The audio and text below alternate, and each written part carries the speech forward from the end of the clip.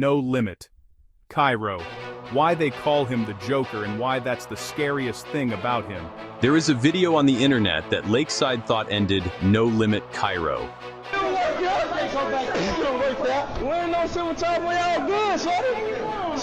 Kyro is in there. They get in his face, cameras rolling, and demand he say something about his dead homie Rock. What? Say it. Hey, ain't no unzipping us. Say fuck Rock. Say it. Don't be scared, little fuck. Don't be scared, little fuck. Okay, what's up, little fuck? What you came out turned up? Damn, no fucking phrase. We done. Nice man. I wanted some Mickey D's, bro. Lakeside posted the video thinking they'd embarrassed him in front of his own set, thinking the internet would retire him, thinking they'd made the Joker look like a punchline. Every single person in that video from the other side is dead today. And Kyro is the one who went back to that same McDonald's in 2022, sat down in a booth, ordered a sandwich, looked straight into the camera, and laughed. Finna go face my fears, man. Going to McDonald's for the first time. You crying, bro? Yeah.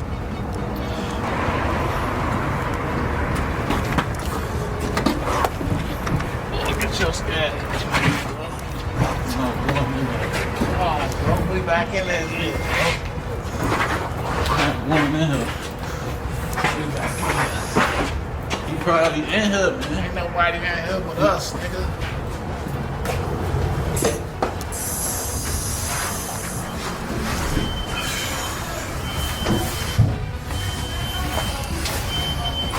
Right there, they fucked me up. Yeah, and this is what happened right here.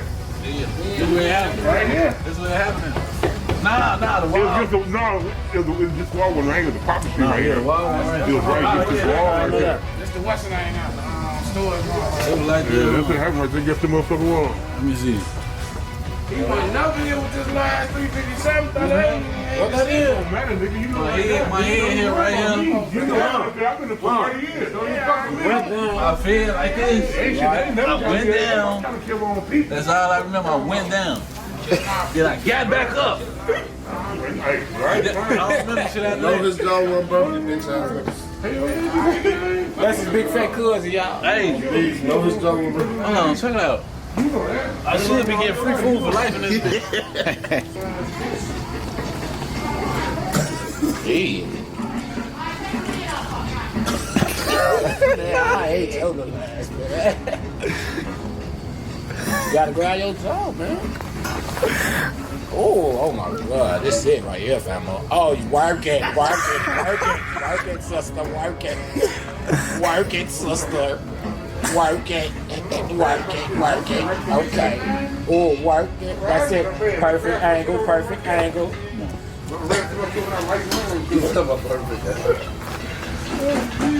You gotta start asking some shit, man, before we get up out of there. That's the Joker, not a clown, not somebody playing for the internet. A man who turns every L the public thinks they gave him into a setup for what comes next. This is the full story of how he got that name and why it cost more than anyone realized. Let's start from the beginning. To understand Kyro, you have to understand where he was born into. Terror Town, 79th and Essex on Chicago's east side. Not a nickname somebody gave it from the outside, a name the neighborhood gave itself, because that's what it was. A massive black pea stone stronghold running from 75th down to 79th, originally built by the OGs from 30 and 40 up, stoned to the bone from day one. That split is still running today. The Drench Gang name is for Jill's Shorties. The Boss Gang name is for G-Bull's Shorties. Two different crowds that came up in the same neighborhood and never fully clicked. And the merger that made NLMB into what the internet knows, that came from linking up with the Muskegon Boys, a GD set holding down right on 78th and Muskegon Avenue, founded by two men named Dosky and Whitebread. They were neighbors to Terror Town, sitting right on the border of Lakeside. When the alliance locked in, NLMB was born, and Lakeside started bringing the kind of pressure that changed everything. His government name is Karen DeMarin, born June 5, 1995. He started out in the 44th and 45th projects, 4414 on Cottage Grove. But when the city started knocking those buildings down in 1998, his family moved straight to Terror Town. He was 3 years old. It was his uncle Jot, a real no-limit OG and rapper who Herbo later stamped on record. Call up J. Dot, Broad Day Face Shot, who gave him the nickname Kyro when he was just a shorty. He ran with it. It became Kyro. That was the environment he was shaped in from the jump. His little sister Kiki, NLMB, heavily respected face on the block. His little brother Noodles, Drill City, but claimed NLMB heavy, 5'2", and by every account in the streets a real problem. The original EBK. He's locked up right now for 26 years after allegedly walking up on somebody outside a skating rink and shooting him in the leg. Leg had to be amputated. Try it though, you might like it. Nugget sandwich? They put them back on the menu? Oh, shit! They didn't have these since 2012, man. I thought they didn't have them on. I knew it was a classic, so I asked the lady in the back to make it for you right quick.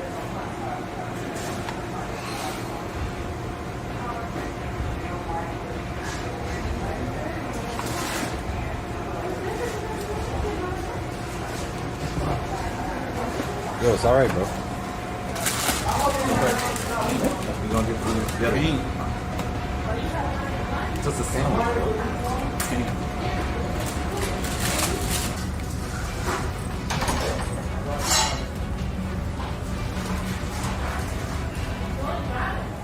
It was cool, bro. Talk about it. Just a sandwich, man. Are you crying? Come on, bro. You don't want nobody to find out you crying over a sandwich right now. Seriously? It's alright. It's alright, bro. You gotta get over it. Kyro himself jumped off the porch around 8 or 9 years old, already smoking and drinking. The older guys shaped him early. By the time he and his homies were 12 or 13, the NLMB OGs were already deep in a war and showing the shorties the ropes. He was always the youngest in the circle, 1 or 2 homies his own age, the rest already in the field. Following the energy, chasing the action. The streets were already running before he had a name. February 19th, 2012. Kyro is 17 years old. Before that day, dying was old head business. The way the shorties saw it, the OGs were the ones getting whacked. The young generation felt invisible to it. Lakeside came through 79th and Essex and caught NoLimit Rock, and an older member named Alamo posted outside a liquor store. Alamo was Kyro's uncle. He was just an old head standing outside. Rock was 19, the same generation, somebody Kyro grew up next to. He tried to break for the inside of the store to beat the shots. He didn't make it. They both died right there. That hit slapped Kyro's whole system. It proved nobody was safe. Not the shorties, not the people they loved, nobody. Rock Block was named in his memory, and Kyro, 17 years old, went all the way off the porch from that day forward. That's the moment the Joker was born. Not in the McDonald's, not on Instagram Live, right here, in front of a liquor store on 79th, watching his uncle and his homie die and understanding for the first time that the war doesn't distinguish between who's old enough and who isn't. A lot of people that was in the video passed away.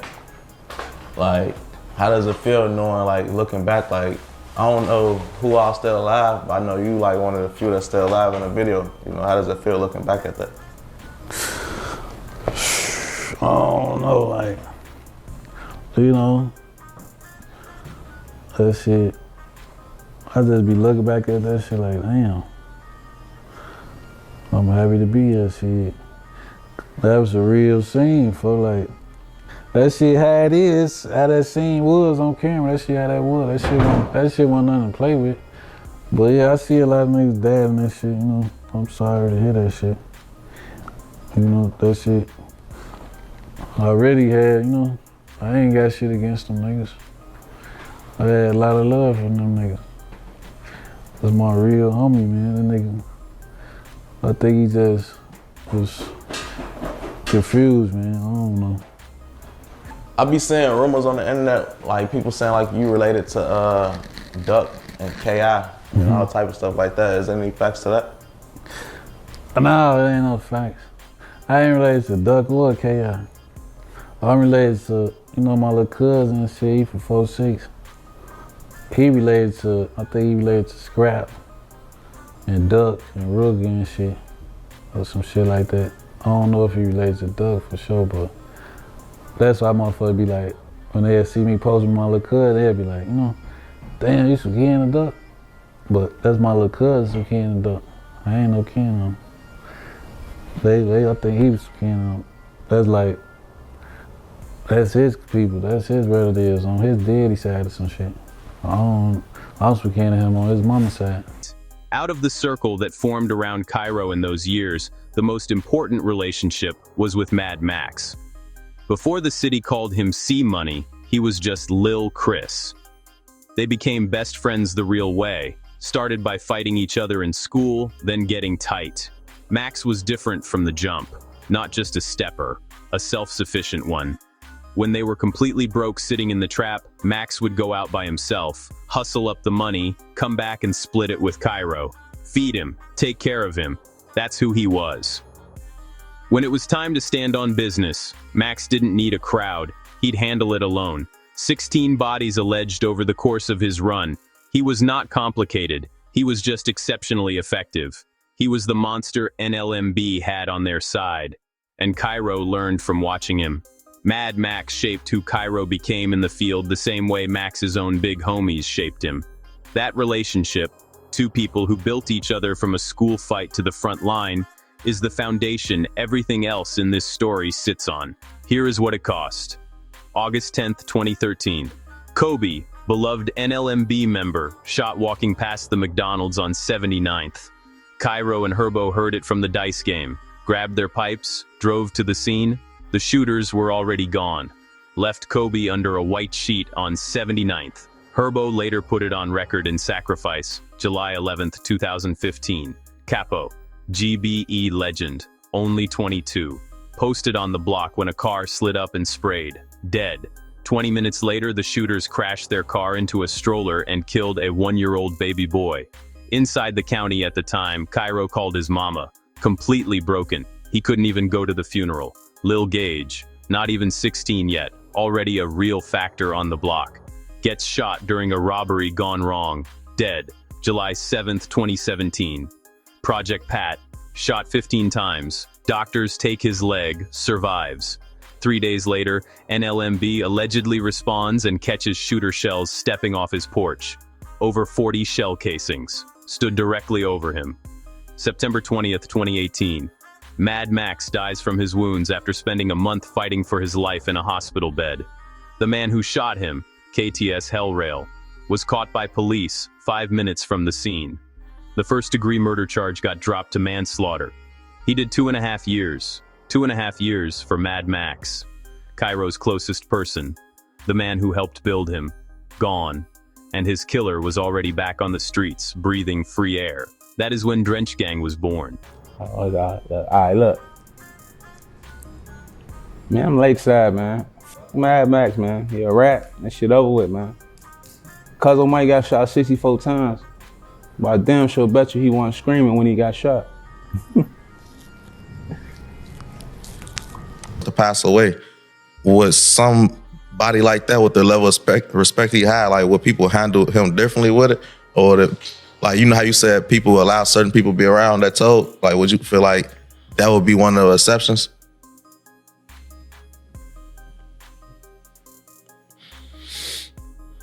Yeah, I do. Reason being, shit, Max was the enforcer. Who gonna tell Max to leave? You know, not saying that a motherfucker wouldn't, but shit, motherfucker know what you got coming with Max. You know, and it's like, damn, Max was a genuine. It's like, if you was on his bad side, then you ain't got nothing good to say about him. But if you was a nigga that he loved, you would want to hear, Max was a good nigga. He had his slime bar ways. Max did so much slime shit to me, but I still knew he had a good heart. You see what I'm saying? Like, Max had a good heart. People saying that, like on his deathbed, that he might have gave a statement when he was like, I know you've seen people talk about that. Yeah, I swear to God, I'm so tired of that shit. They steady talking about that shit. Like, I'm gonna just say this shit. Like, I'm gonna just say, bro, wrong. Cause Cause he know what we signed up for. Like getting in this street shit. But like, let's just say your sister that's getting, like your sister getting a train ran on her on camera or some shit. Dear Lord. And then like somebody like put the video out, and then you live with your sister though, and then you like, it's either you could like walk around saying like, man, my sister a hoe, or you could just let everybody in the neighborhood like, man, yeah, his sister a slut, like, yeah, she easy and shit like that. Like, that's what niggas gonna say. And you gotta let these niggas say this shit, cause this was really like, this shit ain't no lie. This shit the truth. She on camera, suck a dick, he ain't getting fucked by 2-3 niggas. So what the fuck is you, like, this your sister, it's either you finna say, hey, y'all stop talking about my sister, or you can agree with everybody and say, man, my sister a slut. Like, but this your blood sister. Like, that's how I'm looking at that shit with him. Like this, I look at him like a blood brother. So I gotta let everybody else troll, even though he wrong. I know he wrong. I don't involve myself in no snitch shit. I don't fuck with that shit.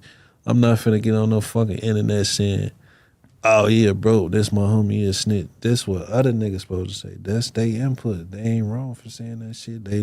I'm not finna be joining, getting on their bandwagon saying the same shit they saying. Even though I know they ain't wrong for saying this shit, they want me to say this shit because I'm tweaking with niggas. I'm got the interview playing with Herb, or I'm saying Tay 600 snitch. So when this shit come out, they want me to be like, oh yeah, you being biased and shit. Like, why you ain't say this shit about your homie? What the fuck is I'm supposed to say about my homie? This y'all job to say that shit. It wasn't just Max's death that built it. Lil Greg played the major role in locking it in. Lil Greg was an original NoLimit member. Everybody on the block loved him. He wasn't a shooter, everybody knew that. Pretty boy. Money in the streets, girls around him, but not the type to be front line. He was in a barbershop when a KTS affiliate walked in. He called for help. NoLimit didn't answer. He got killed in the chair. Max's death was the spark. Greg's death was the fuel. Drench Gang came together in late 2018 and 2019 as a strict get-back crew. You couldn't just say the name, you had to put in work to claim it. Kyro and Lil Wet were the main factors holding it down, with Big Op, Molly, Merch, Mula, Lil Ro, Muab, Mineski, and others making up the set. By 2020, they had KTS Rio. Rio repped both Lakeside and Pocket Town. He was super close with KTS Vaughn and KTS Dre. He'd been in the streets long enough to feel untouchable, sitting in a car at a gas station on 750 South Damon when shooters rolled up and slumped him in the seat. Street word says the main ones on that business were Lil, Los Lo, and Pharaoh. This was Pharaoh's get back, 9 years in the making. Back in 2011, KTS Rio had allegedly killed Pharaoh's father, a NoLimit OG named Boss Blizz. Pharaoh joined Drench Gang, grew up inside it, and waited nearly a decade. Lil Wet later put it on record. Rio got Blizz caught in the mix. Vaughn and Dre got left in a ditch. 9 years. That's how long Drench Gang was willing to carry something. February 2021, Kyro and KTS Dre go at it on Instagram Live. Dre is talking crazy, dissing NoLimit's name, calling Kyro out. Kyro sits there taking it all in, same look on his face. Calm, straight, patient. The same look from the McDonald's, the same look he's always had when the other side thinks they're burying him in front of the internet.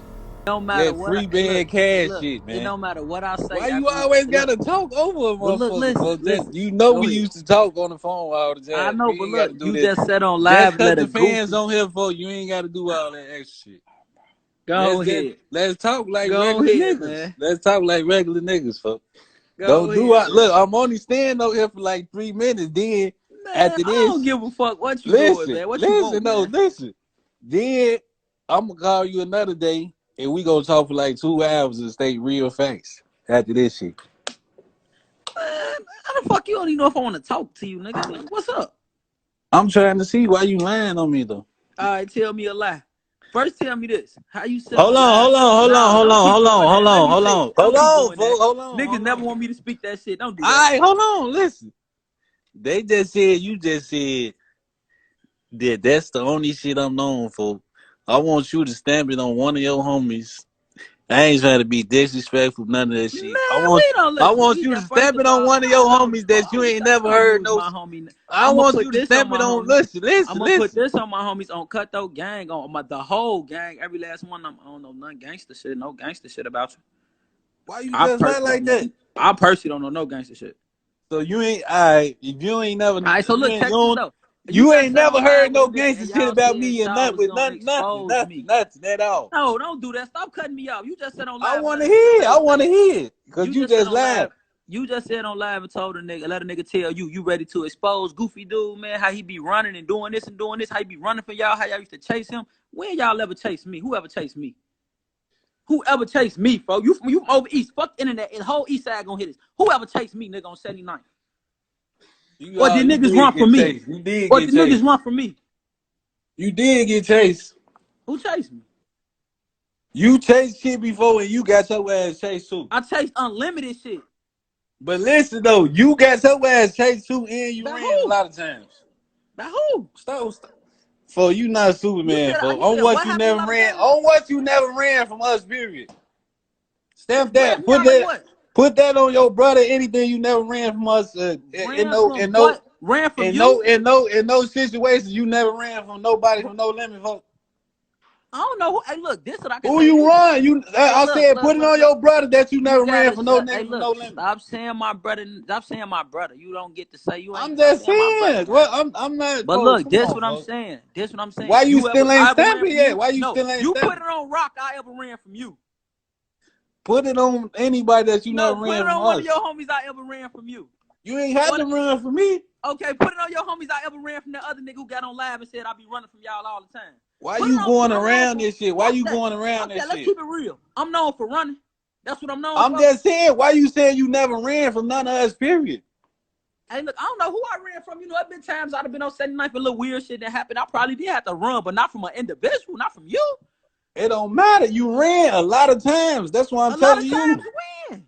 You ran a lot of times. From who? I just said, have I ever ran from you? Have you ran from me before? Hell no. On what? I never. 4 months later, July 10th, 2021. Word comes through that Dre is getting bailed out of Cook County Jail. NLMB already knew. They were outside waiting before he walked out. Lundra Sylvester stepped out of that jail trying to get to a car. He never made it. Police say multiple people got out of 2 vehicles and opened fire. 64 shell casings on the ground. Dre's 60-year-old mother was walking next to him. She caught rounds and survived. She had to watch her son die in front of her. Street word says Kyro was the driver. Lil Wet hopped out with a switch. Pharaoh came behind him with a Draco. Kyro went straight to Instagram afterward. Posted a fake KTS tattoo. Tagged Dre and Vaughn. Wrote that he loved them both forever and had it tatted on his heart. NLMB Juvie went to the studio the same day and dropped a track describing the whole jail hit in detail.